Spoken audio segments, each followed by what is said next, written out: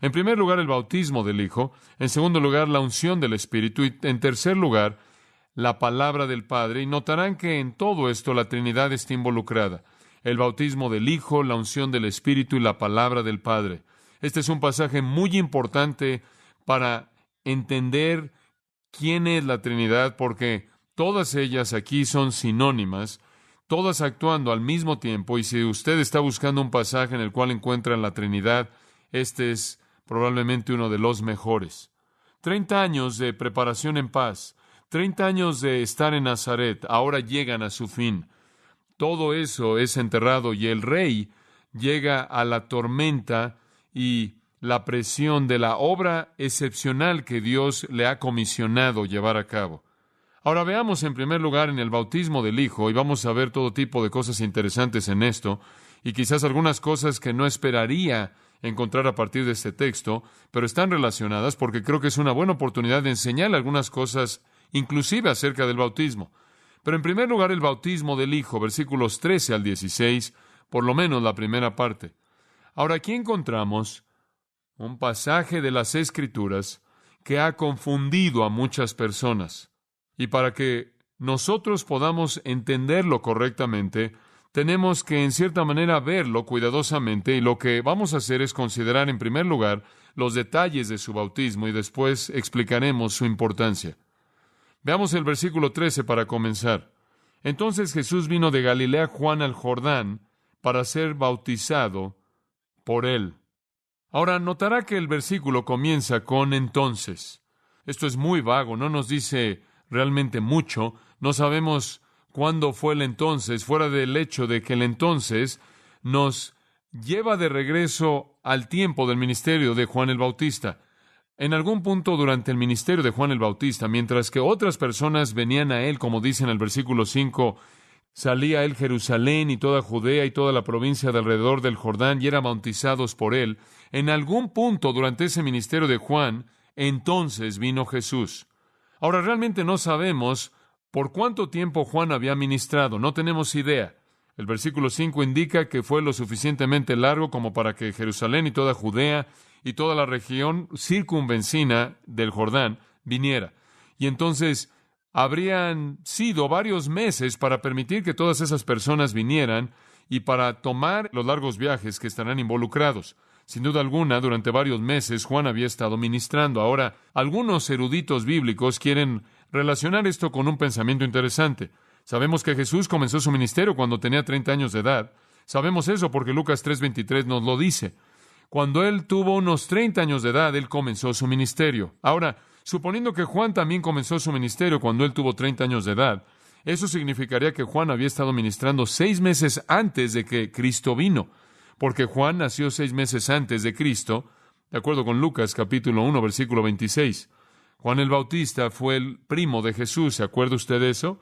Y entonces Juan era parte de la familia, por así decirlo, y conocemos la historia de Elizabeth y su dar a luz a Juan en el primer capítulo de Lucas, y él era 6 meses mayor que Jesús.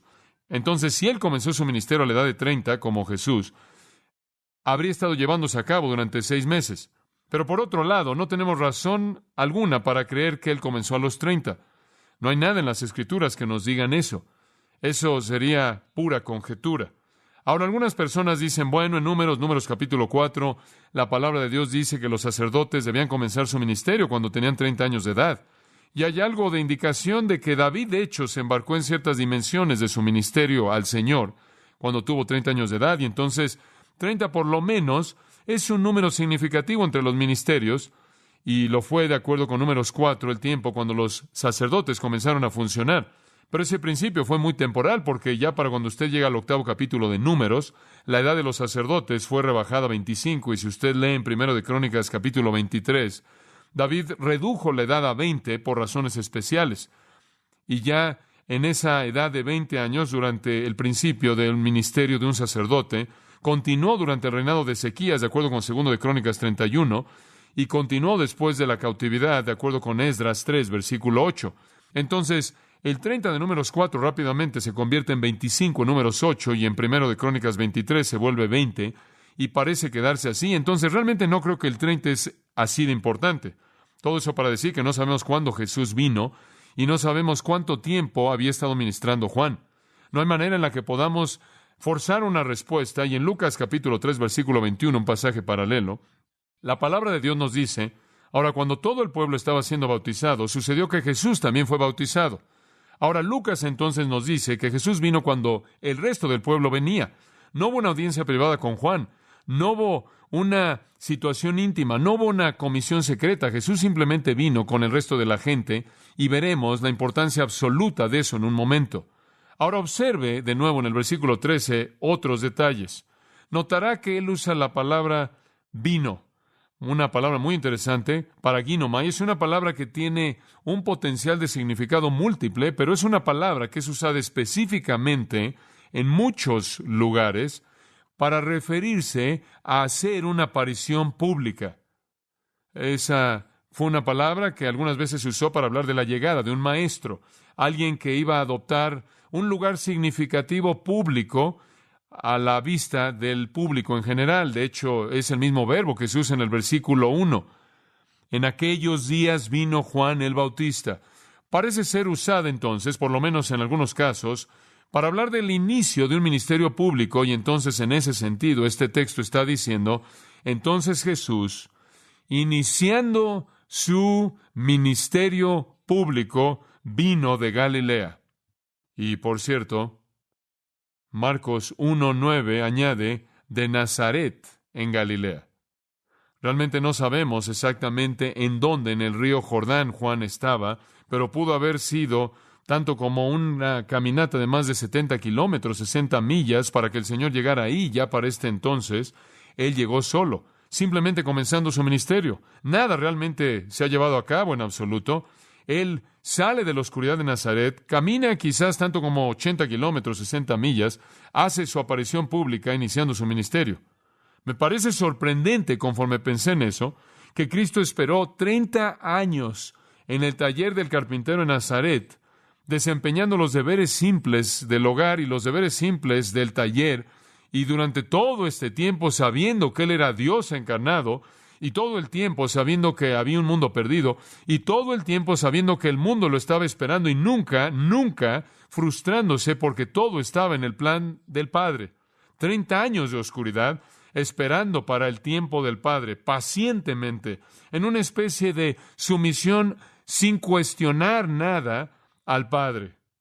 Esperó durante 30 años, y ahora llegó la hora, y cuando llegó, Él salió, y dice que vino al Jordán. Ahora no sabemos dónde en el Jordán, no sabemos específicamente en dónde estaba Juan. Conocemos un nombre, Betábara, pero no sabemos en dónde estaba eso. No sabemos si estaba al sur por el Mar Muerto, poco más hacia el norte. No tenemos manera de reconstruir los detalles específicos, pero en algún lugar en la parte sur del río Jordán. Y usted también notará que dice que Él vino a Juan. Él vino a Juan, específicamente su primo y su precursor, y aquí en cierta manera realmente es una carrera de relevos. Juan está a punto de pasarle la estafeta a Cristo. Esta es la parte de salida de la fase del ministerio de Juan y el principio del ministerio de Jesús. Ahora, quizás Jesús y Juan ya se conocían el uno al otro. Sé que sabían el uno del otro. Sé que Jesús sabía de Juan, el precursor, porque él era omnisciente. Sé que Juan sabía de Jesús porque eran primos. Dice usted, bueno, ¿cómo es que eso prueba que Juan sabía acerca de él? Bueno, por muchas razones. Quizás cuando eran bebés pudieron haber jugado juntos. Quizás cuando eran niños pequeños pudieron haber pasado tiempo juntos. Entonces Juan se fue al desierto y Jesús permaneció en la reclusión de Nazaret. Y Jesús se quedó durante su vida entera en esa área del desierto. Quizás nunca se volvieron a ver, pero tengo la confianza de que Juan sabía que Jesús era el Mesías. Hay varias cosas que me ayudan a entender eso. Una es que Elizabeth llamó a Jesús Señor, y si ella, la madre de Juan el Bautista, creyó que él era el Señor, no hay duda en mi mente que ella le habría dicho eso a su hijo, y el hecho mismo de que él instantáneamente está reconociendo a Jesús aquí y lo reconoce a él por quien es él, es otra indicación de que de hecho él sabía. Y bueno, hablaremos más de eso en un minuto. Entonces él viene a encontrarse con Juan y él tiene un propósito muy específico en mente. Observe al final del versículo 13.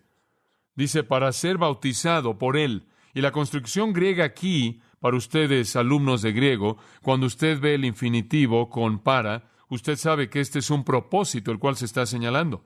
Él vino con el propósito de ser bautizado por Juan. Esa fue su intención expresa. Él vino ahí para ser bautizado. Ahora, al principio esto puede ser sorprendente y realmente ha sido un problema para muchas personas. Fue un problema para Juan el Bautista y todavía es un problema para muchas personas, a menos de que usted realmente examine el texto cuidadosamente. Él vino para ser bautizado. Ahora, lo que es sorprendente en esto es lo que vemos en el versículo 6. Regrese al versículo 6. Y eran bautizados por él en el Jordán, confesando sus pecados. Esto estuvo basado en su mensaje en el versículo 2, arrepentíos. Él estaba predicando arrepentimiento, y su bautismo era un bautismo de arrepentimiento con la confesión de pecado. Observe el versículo 11. Juan dice, yo a la verdad os bautizo en agua para arrepentimiento. Ahora, ¿el arrepentimiento admite qué? ¿Pecado? El bautismo entonces de Juan era un bautismo para pecadores. Juan estaba bautizando a personas que admitieron su pecado, que confesaron su pecado, que se arrepintieron de su pecado y que deseaban que Dios transformara su vida y los preparara para la venida del Rey. Su bautismo era bautismo para pecadores. Significaba, como ya lo vimos, una señal externa de una transformación interna. Debía simbolizar una conversión, un volverse del pecado, un arrepentimiento, un bautismo para pecadores. Ahora, ¿ve usted el problema? ¿Por qué es que Jesús vino para ser bautizado con un bautismo que realmente le pertenece a pecadores? ¿Por qué es que Él buscó esto? ¿Acaso Él necesitaba salvación? ¿Por qué deseó Él unirse a una multitud de pecadores? Entrar en eso era un símbolo de conversión. Bueno, hay algunas soluciones interesantes a la pregunta. Un escritor muy antiguo sugirió que Jesús vino para ser bautizado solo porque su madre quiso que se bautizara y sus hermanos quisieron que se bautizara. Ahora, esto está registrado en un libro llamado el Evangelio según los Hebreos. Esto es lo que llamamos un libro apócrifo. Este es un libro no escritural. Estos libros surgieron en el primer par de siglos, eran falsos, no eran verdad. No fueron ofrecidos por el Espíritu Santo, y fue el intento claro de Satanás de meterlos al canon del Nuevo Testamento y causar confusión, y no entraron, pero muchos de ellos tienen cosas interesantes que nos muestran la manera de pensar de la época. Y de acuerdo con el Evangelio de los Hebreos, leemos esto. He aquí la madre del Señor y sus hermanos le dijeron, Juan el Bautista bautiza para remisión de pecados. Vayamos y seamos bautizados por él. Pero él les dijo, ¿qué pecado he cometido que yo deba ir y ser bautizado por él? Fuera quizás de esto mismo que acabo de decir en ignorancia. Fin de la cita. En otras palabras, la pregunta es ¿por qué él fue a ser bautizado? Y aparentemente, fuera cual fuera el hombre farsante que escribió el Evangelio según Hebreos, él no podía tampoco entenderlo. Y entonces él simplemente se le ocurrió, adivinando, que la madre de Jesús y los hermanos, en cierta manera, le impusieron esta responsabilidad. Pero el Evangelio según los Hebreos es evangelio espurio, mientras que no nos da una respuesta. Por lo menos nos ayuda a conocer lo que los primeros escritores se enfrentaron a la pregunta. Ellos trataron de enfrentarla, de resolverla. Era un rompecabezas para ellos. ¿Por qué Jesús debía ser bautizado en un bautismo para pecadores? Y en segundo lugar, ¿por qué por un pecador mismo como Juan el Bautista? Ahora, hubo un grupo de personas en los primeros días de la iglesia llamados los gnósticos. ¿Se acuerda usted de eso? De la palabra griega gnosis, saber, conocer. Eran los que sabían todo. Eran los que supuestamente tenían el conocimiento íntimo, elevado de Dios. Y esto es lo que ellos enseñaron. Ellos enseñaron que Jesús simplemente era un hombre, que el Jesús humano simplemente era un hombre y que en su bautismo Él se encarnó con el Espíritu Divino. Muy bien. Que hasta su bautismo, Él simplemente fue un ser humano promedio, normal, quien era pecaminoso como el resto de la gente, y Él simplemente era un ser humano, y después en su bautismo, Él se encarnó por esta especie de Espíritu Divino de muy alto nivel llamado el Lagas, el Espíritu Cristo, el Cristo Espíritu. Entonces ellos dicen que Él necesitaba el bautismo, porque el bautismo purificó al pecador Jesús para recibir este elemento de deidad. Y entonces este fue un acto preparatorio de limpieza para que Él pudiera encarnar. Bueno, eso realmente no es correcto. Eso no funciona porque no encaja con las Escrituras. las cuales dicen que cuando Él nació, su nombre será llamado Emmanuel, Dios con nosotros. Él fue Dios desde el principio. Él no se volvió Dios en su bautismo. Él no se encarnó en su bautismo. Él encarnó en su nacimiento. Él fue concebido por el Espíritu Santo. Él no tuvo padre terrenal, entonces eso tampoco funciona. Entonces el Evangelio según los hebreos está fuera y el Evangelio según los gnósticos está fuera, queda descalificado también. Bueno, si no tuvo ningún pecado y si no necesitaba ninguna confesión y si ya era Dios y su madre y sus hermanos no le dijeron y si no tenía nada de qué arrepentirse y si no necesitaba conversión y si no necesitaba una transformación y si no necesitaba cambiar su vida o cambiar su corazón, entonces, ¿qué es lo que Él está haciendo? Bueno, si esto sirve de consolación alguna, Juan enfrentó el mismo problema. Observe el versículo 14. Mas Juan, y este es un tiempo imperfecto, continuamente se le oponía diciendo, yo, e incidentalmente todos los pronombres aquí son enfáticos en el griego, yo necesito ser bautizado por ti y tú vienes a mí. Todos son enfáticos. Juan continuamente se le oponía. La forma del verbo denota una acción de intento. Juan constantemente trató de detener a Jesús de ser bautizado. Él se oye un poco como Pedro, ¿no es cierto? Tratando de detener a Jesús de ir a la cruz y finalmente el Señor le tuvo que decir, quítate de delante de mí, Satanás, quítate de mi camino. Por favor, Pedro, tengo que hacer esto. El verbo incidentalmente es compuesto. Cada vez que los griegos toman un verbo y añaden una preposición en la parte frontal y la hacen compuesta, lo intensifican y entonces Juan, de manera fuerte, vehemente, intensa, de manera continua, estaba estorbando a Jesús de que se bautizara. Él no quería esto. No tenía sentido en absoluto para él. Yo, dijo él, yo necesito ser bautizado por ti. ¿Qué estás haciendo al venir a mí? ¿Esto está al revés? Me interesó al pensar en esto, el notar que cómo Juan trató a Jesús y es lo opuesto de la manera en la que él trató a los fariseos y los saduceos. En el versículo 7, ellos vinieron a ser bautizados y al ver él que muchos de los fariseos y de los saduceos venían a su bautismo, les decía, generación de víboras, ¿quién os enseñó a huir de la ira venidera? Haced pues frutos dignos de arrepentimiento. Ahora escuche, él se rehusó a bautizar a los fariseos y a los saduceos porque no se querían arrepentir. ¿Ve eso?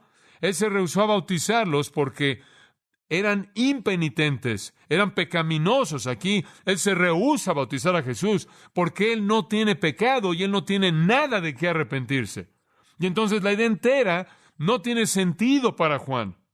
Él, quien estaba por encima de los fariseos y de los saduceos, y ellos que pensaban que estaban por encima del resto de la gente, se encuentra a sí mismo postrado en humildad profunda ante Jesús. Ahora me parece obvio que Juan reconoció a Jesús. Él reconoció quién era.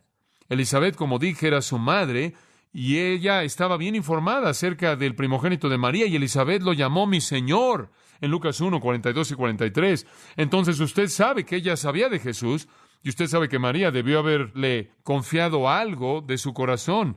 En Juan 1:29, Juan vio la venida de Jesús y dijo, he aquí el Cordero de Dios que quita el pecado del mundo, y Juan reconoció a Jesús.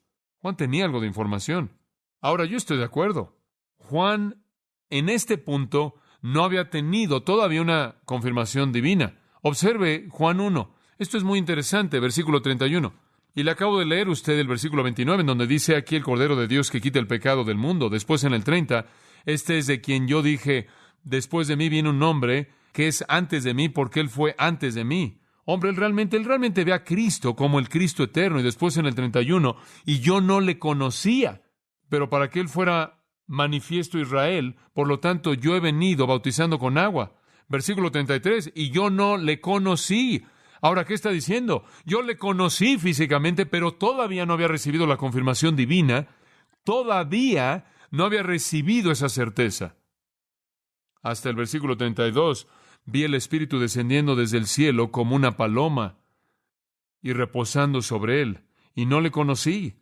Pero el que me envió a bautizar con agua, él mismo me dijo, sobre aquel que veas el Espíritu descendiendo y permaneciendo, es el mismo que bautiza con el Espíritu Santo. Ahora, Juan tenía una idea de quién era él humanamente, entonces Dios le dijo, tendrás la certeza mediante confirmación divina. La señal será la paloma descendiendo sobre él. Cuando veas la paloma que desciende del cielo y descanso reposa sobre él, ese es el que bautizará con el Espíritu Santo. Ese es el Rey, ese es el Mesías. Y Juan dice, hasta ese momento realmente no supe.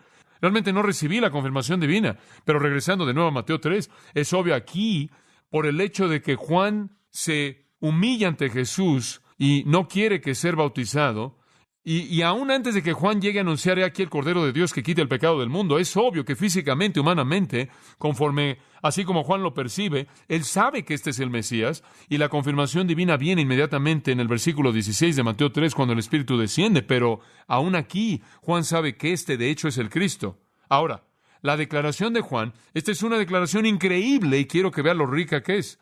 Su declaración, su afirmación, es una de las declaraciones más claras y una de las más poderosas y una de las más potentes acerca de la perfección de Jesucristo jamás dada en las Escrituras. Cuando alguien quiere discutir acerca de que Cristo no tuvo pecado, acerca de que Cristo realmente no tuvo pecado, este es un gran lugar en donde comenzar.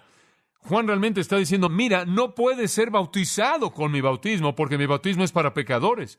¿Y qué es lo que de hecho está diciendo? Tú no eres un pecador, tú no eres un pecador. Él está declarando por un lado que yo necesito ser bautizado por ti, yo soy un pecador, tú y yo somos extremos opuestos. Él dice, yo soy parte de la clase de personas que estoy bautizando y tú no. Y él está diciendo, no solo tú no tienes pecado, sino que tú estás aún más allá de los profetas mismos de Dios. ¿Se da cuenta?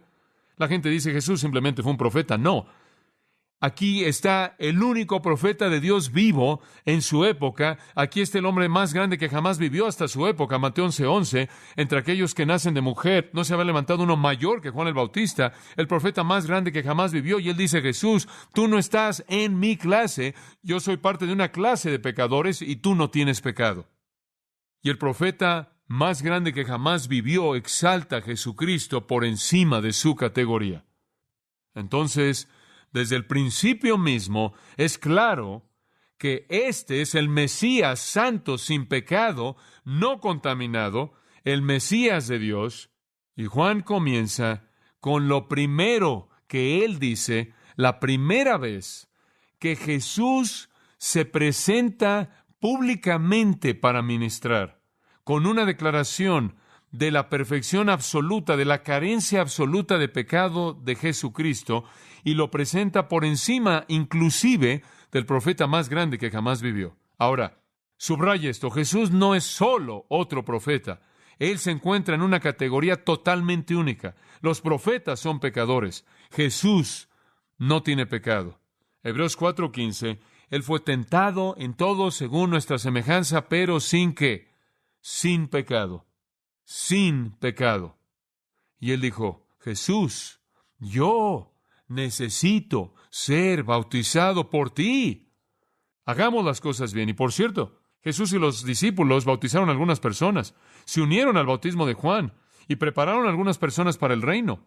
En Juan 3, versículo 22, después de estas cosas vino Jesús y sus discípulos a la tierra de Judea, y ahí Él permaneció con ellos y bautizó.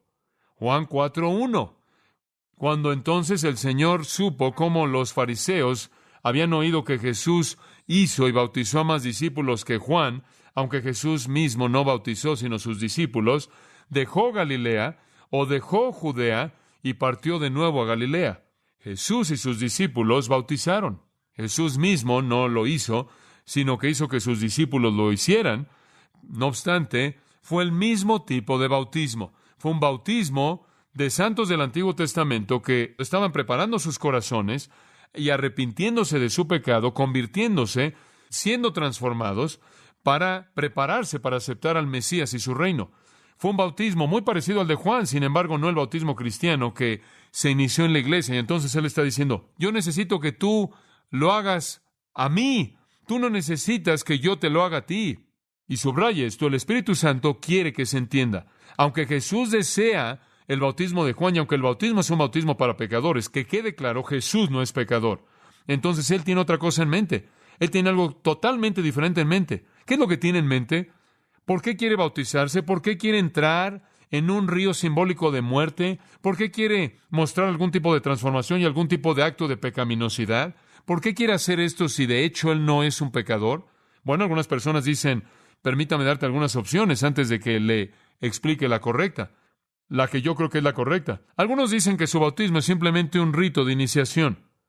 Ellos regresan a Deuteronomio capítulo 4, más bien Números capítulo 4, y en Números capítulo 4, los sacerdotes de 30 años eran lavados, eran bañados, lavados como una especie de rito preparatorio de iniciación para que ellos entraran al sacerdocio. Y entonces algunos dicen que esto simplemente es una iniciación.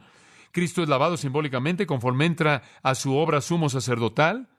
Y otros dicen que Jesús sabía que este tipo de bautismo estaba en el bautismo de prosélitos del Antiguo Testamento. ¿Se acuerda de eso? Que cuando un gentil se convertía en un judío y se identificaba a sí mismo con el judaísmo religiosamente, no racialmente, obviamente si es un gentil, él no podía volverse un judío racialmente. Pero si usted se unía al judaísmo y él era un prosélito de los gentiles, él tenía que bautizarse como un símbolo de la transformación. Y algunos dicen que Jesús entonces fue bautizado porque él quería mostrar la aceptación de los gentiles por parte de Dios. Aquí estaba el Mesías adoptando la posición de un gentil, y algunos dicen que él simplemente estaba entrando en un rito de iniciación al sacerdocio. Algunos dicen que en cierta manera estaba siguiendo la corriente de este concepto de judío y gentil siendo uno, y él estaba adoptando el lugar de un gentil y entrando en una iniciación del judaísmo, lo cual habría sido algo muy sorprendente el ver a su propio Mesías adoptando el lugar de un gentil, y quizás habría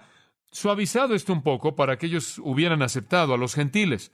Por cierto, ninguno de estos tiene ninguna escritura en particular, simplemente son alternativas que son tomadas del aire. En tercer lugar, algunos dicen que Jesús simplemente en cierta manera estaba acreditando a Juan. Juan estaba haciendo un buen trabajo y Jesús quería que todo mundo supiera que Juan realmente estaba haciendo la obra de Dios. Entonces Jesús simplemente iba a dejar que Juan lo hiciera para que todo el mundo supiera que él aprobaba de lo que Juan estaba haciendo. En cierta manera era una especie de acreditación, una especie de afirmación que decía, Juan, quiero que todo el mundo sepa que yo estoy de tu lado, que yo estoy en esto contigo y que tú eres mi hombre. Y tú me lo haces a mí y así van a saber que realmente eres el hombre de Dios. Ahora, de nuevo, la Biblia no dice nada. Eso en cierta manera sale del aire. Ahora, una cuarta, algunos han dicho que Jesús fue bautizado de manera vicaria y de hecho en su bautismo adquirió cierta cantidad de justicia y perdón para los pecadores, de tal manera que al llevar Jesús el pecado es una combinación de su bautismo y su muerte en la cruz. Ahora, eso es algo extraño. Nada en la Biblia dice que Jesús fue bautizado por nuestros pecados. Él murió por nuestro pecado y no estoy seguro de que puedo aceptar esa. Esas son sugerencias agradables, pero realmente no tienen sentido en el contexto. Si Jesús estaba siendo iniciado en el sacerdocio, Juan no habría tenido problemas con eso. Si Jesús simplemente estaba tratando de mostrar una identificación con el proceso de bautismo de prosélitos, Juan tampoco habría tenido problemas con eso. Si Jesús simplemente estaba diciendo algo así como que Juan, simplemente quiero ser parte de lo que estás haciendo para que todo el mundo sepa que eres el hombre de Dios, no creo que Juan hubiera tenido problemas con eso. Y si Jesús iba a llevar el pecado, no creo que Jesús tampoco hubiera discutido ni hubiera tenido problemas con eso. Pero Juan solo definió su bautismo de una manera. Era un bautismo para pecadores y él estaba diciendo, si tú haces esto, Jesús, tú solo estás diciendo una cosa, y no era un rito de iniciación de sacerdotes, créanme. No fue un ejercicio de prosélitos. Estos eran judíos siendo bautizados. No solo fue una manera en la que usted podía estar de acuerdo con Juan. No fue un bautismo que llevaba el pecado de manera eficaz. Tenía algo en mente. Fue un bautismo de pecadores y Juan de hecho estaba diciendo, si tú haces esto, tú estás diciendo nada más una cosa, Señor, y no sé cómo es posible que puedas estar diciendo esto cuando tú no tienes pecado.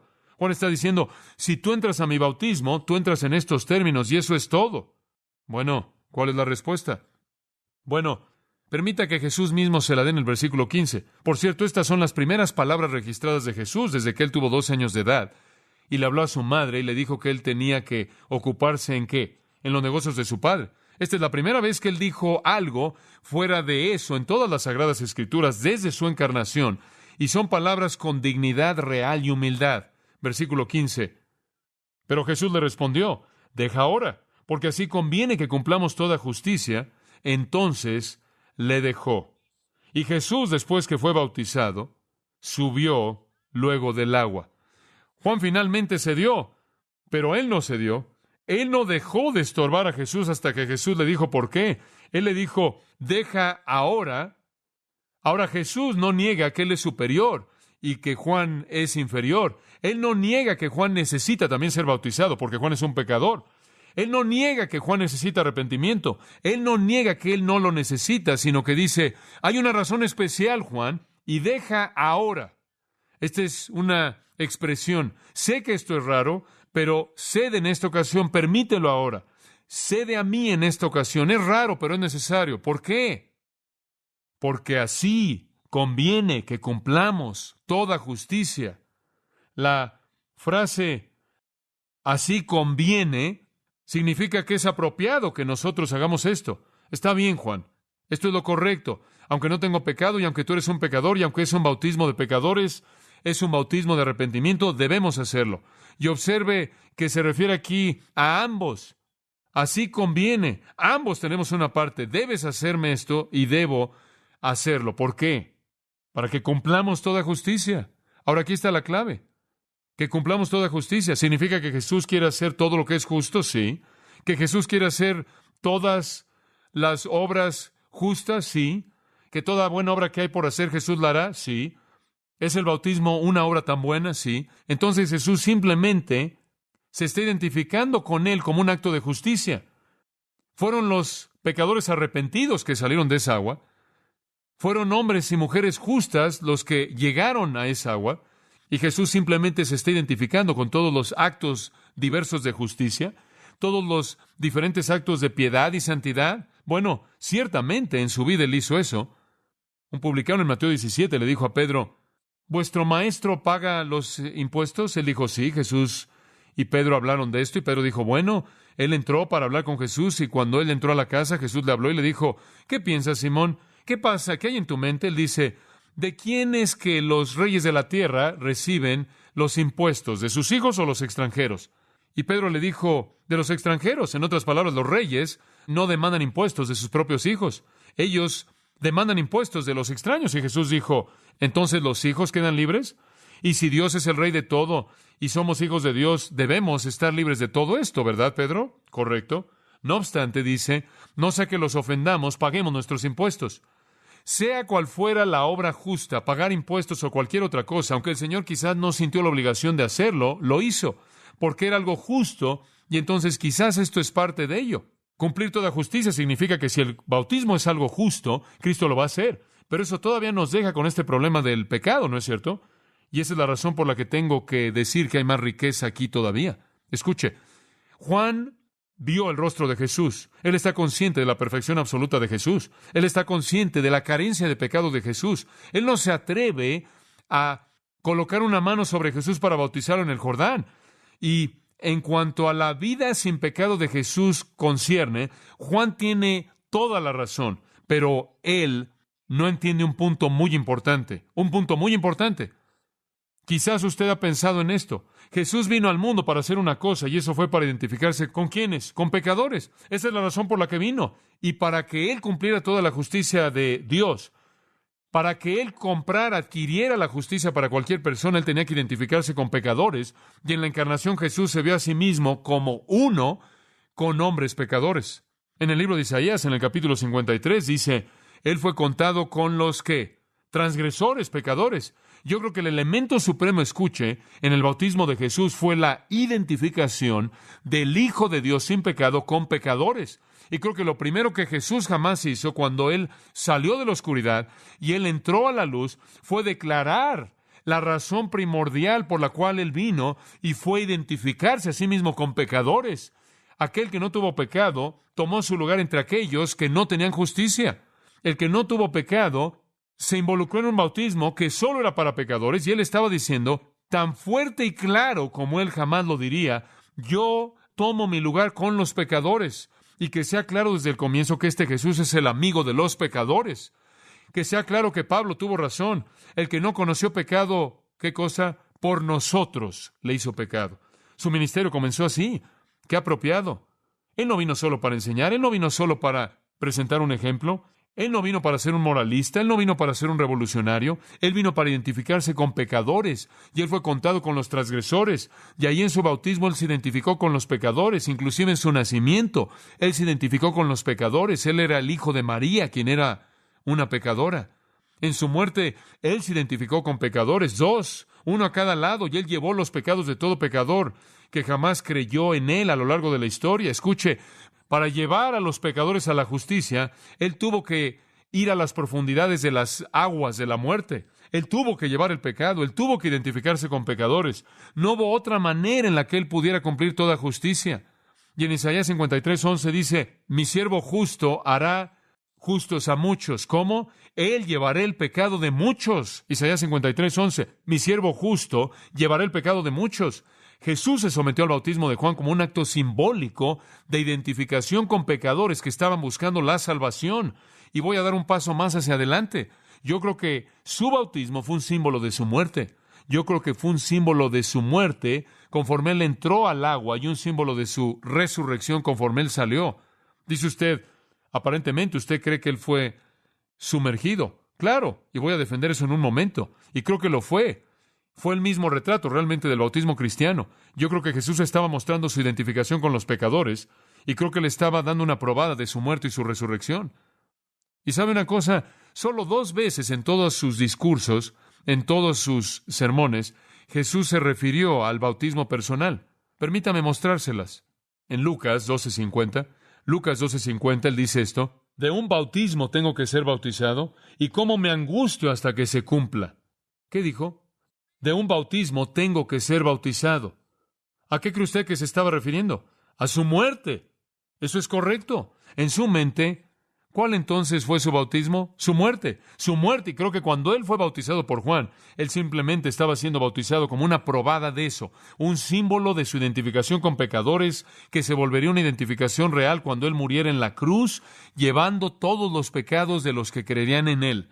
Entonces Él comienza su ministerio público con una declaración de que, aunque Él es alguien que es absolutamente perfecto, no tiene pecado, Él ha llegado a identificarse con los pecadores, a redimir a pecadores, y la obra culminante será en la cruz. Él no puede ganar a hombres mediante su predicación. Él no puede ganar a hombres mediante su ejemplo. Él solo puede ganarlos mediante su muerte, y Él lo sabe.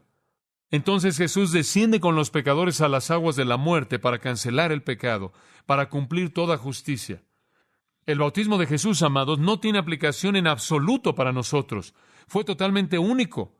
J.R. Miller dice, y cito, la sombra de la cruz cayó en las cuencas verdes y en el río del Jordán, y también cayó ahí en el alma gentil y santa de Jesús conforme Él estaba de pie ahí. Él sabía lo que ese bautismo significaba. ¿A qué lo reducía a Él? ¿Cuál sería su fin? Sin embargo, sabiéndolo todo, Él voluntariamente vino para ser bautizado, aceptando de esta manera la misión de la redención. Fin de la cita. Entonces, Él se unió con los pecadores desde el principio. ¿No es eso maravilloso? Para eso vino. Veamos el segundo, y lo veremos brevemente. La segunda parte de su comisión, la unción del Espíritu, versículo 16. Y Jesús, después que fue bautizado, subió luego del agua, y aquí los cielos le fueron abiertos, y vio al Espíritu de Dios que descendía como paloma y venía sobre él. Ahora aquí llegamos al segundo elemento de su comisión, la unción del Espíritu. Esta es la fase 2.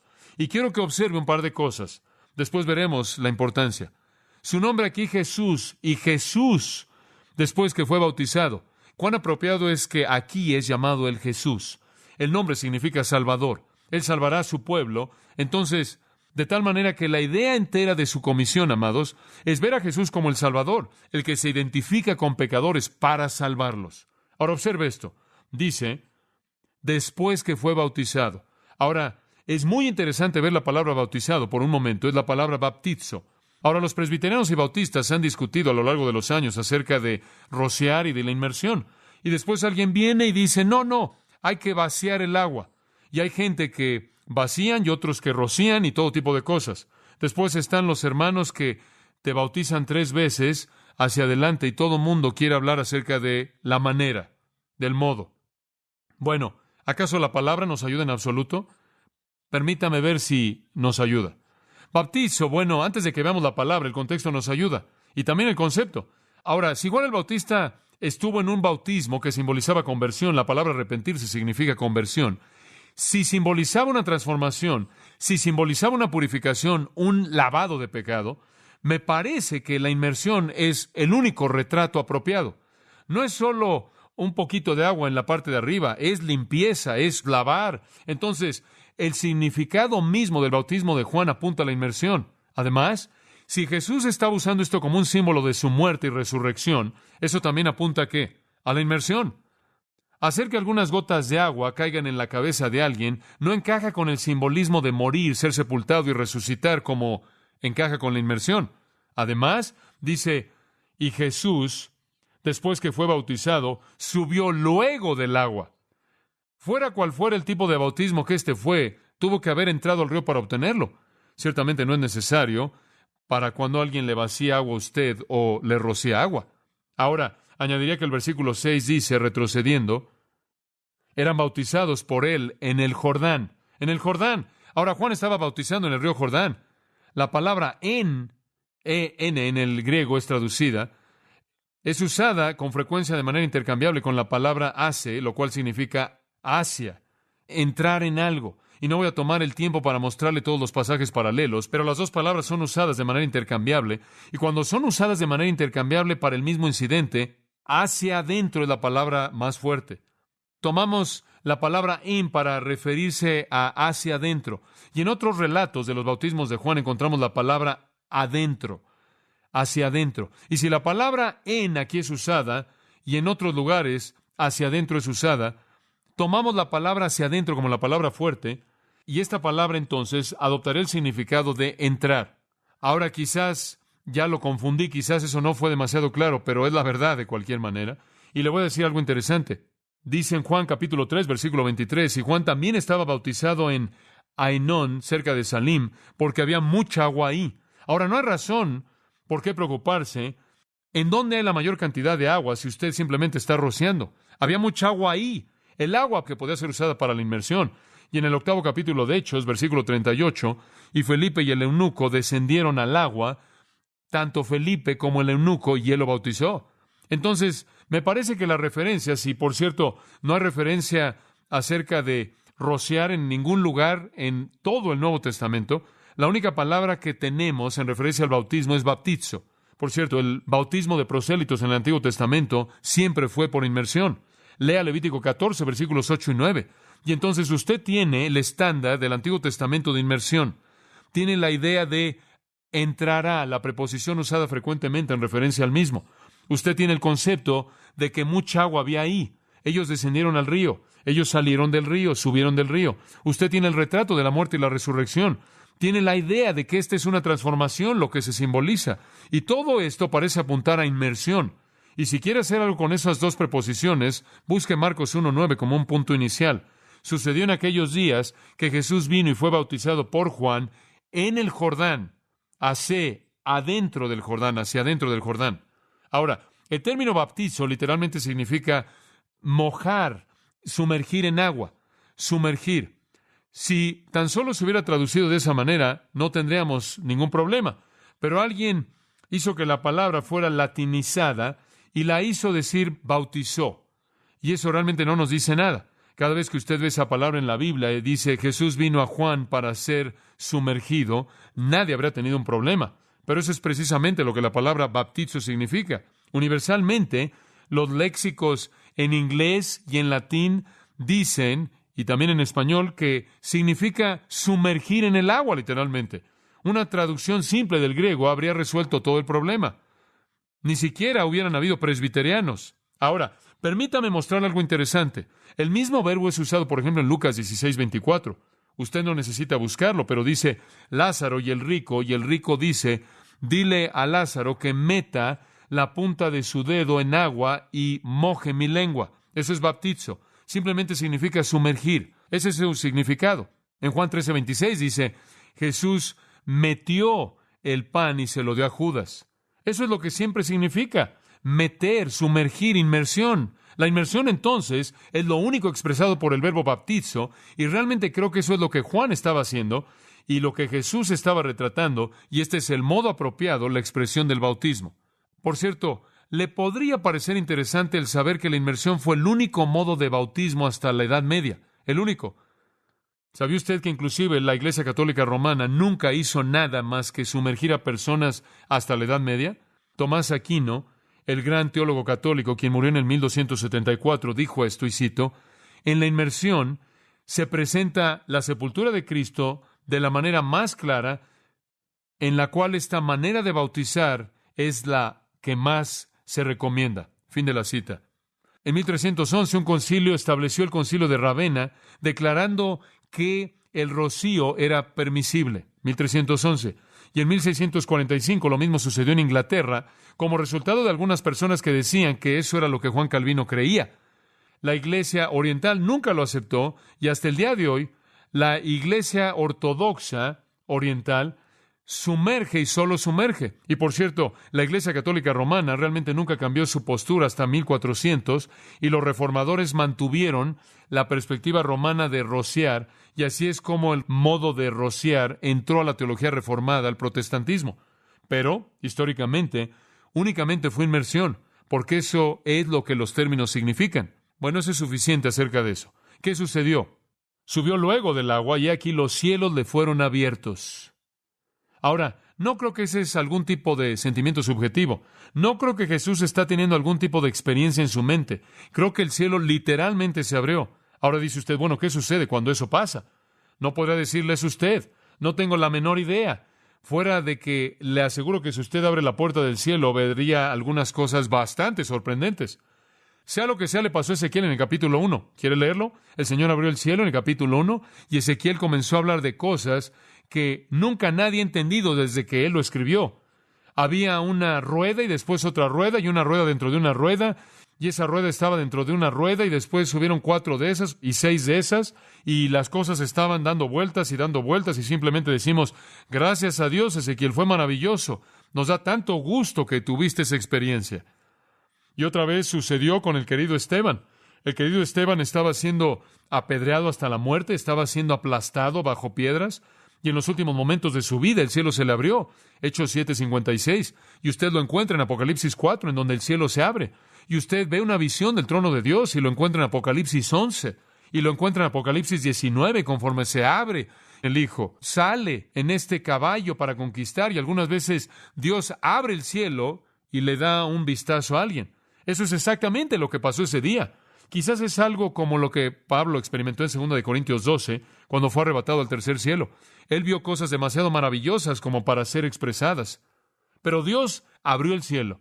Lo abrió en dos, y eso es maravilloso, porque los cielos le fueron abiertos, y Él ha hecho posible que un día los cielos nos sean abiertos.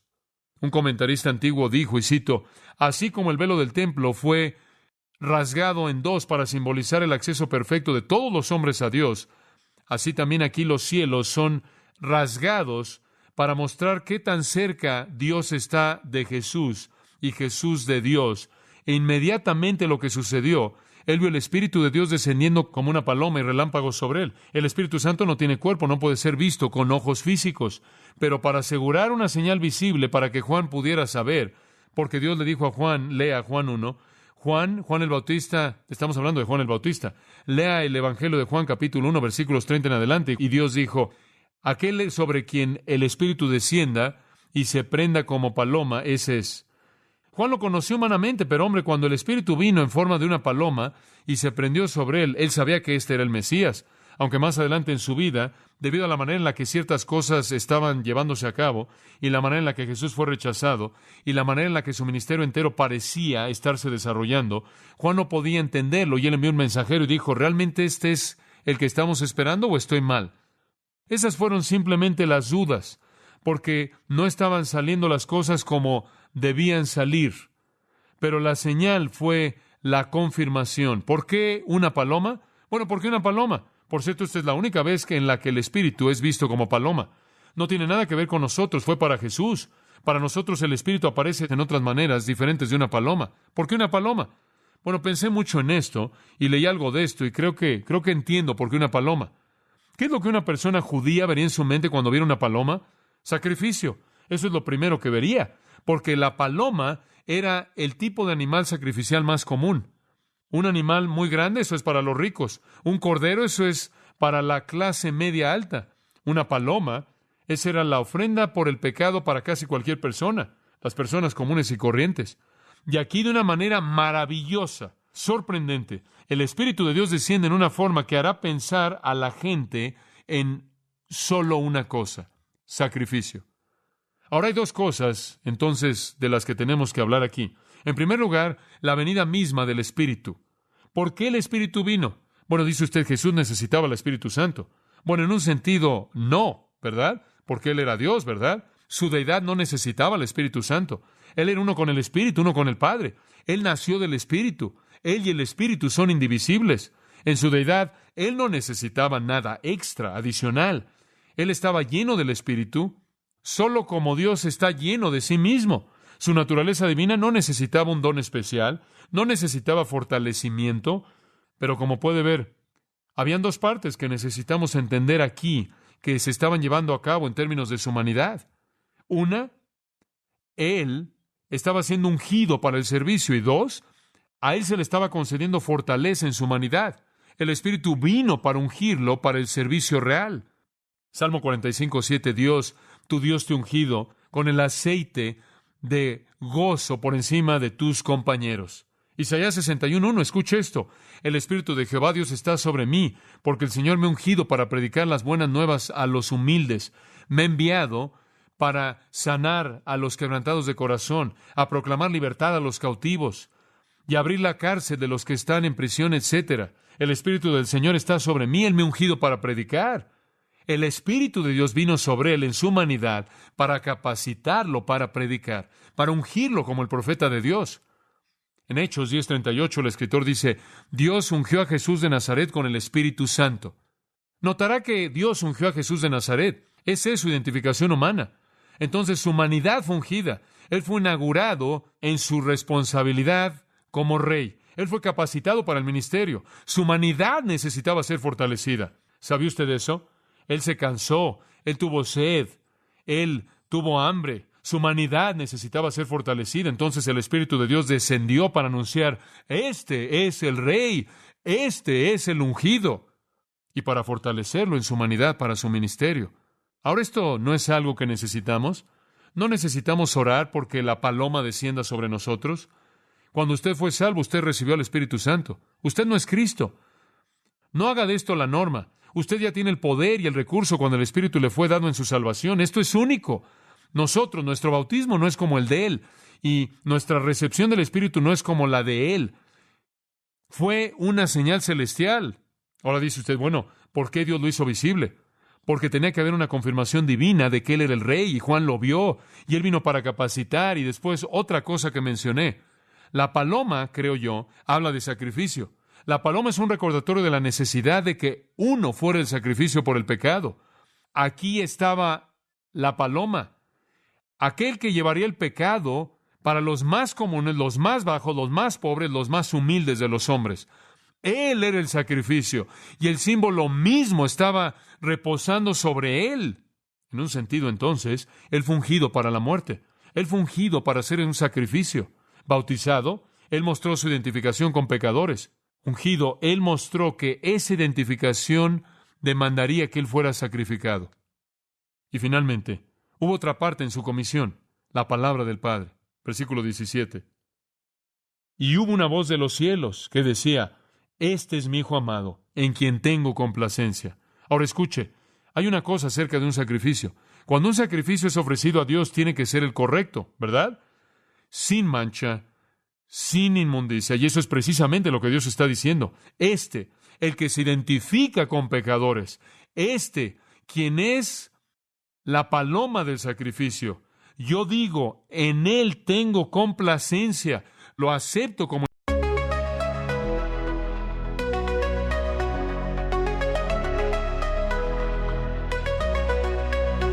In the haze of neon dreams, I wander through the night, lost in a sea of stars where your whispers take flight. Electrified emotions, they dance around my heart in this digital garden where we never have to part. Shadows blend with colors as the beat sets me free.